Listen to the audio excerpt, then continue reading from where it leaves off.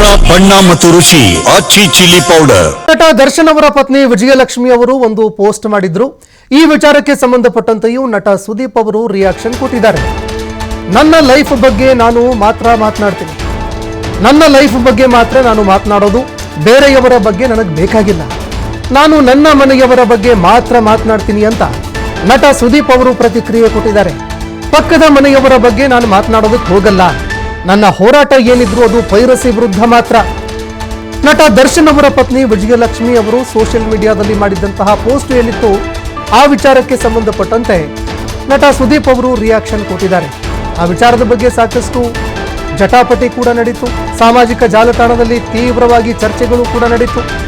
ಈ ವಿಚಾರಕ್ಕೆ ಸಂಬಂಧಪಟ್ಟಂತೆ ನಟ ಸುದೀಪ್ ಅವರು ಮಾತನಾಡಿದ್ದಾರೆ.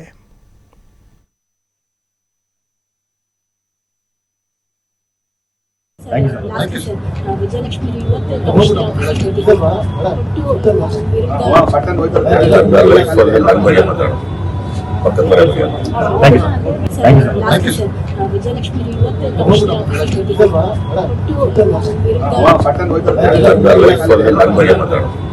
ಪಕ್ಕದ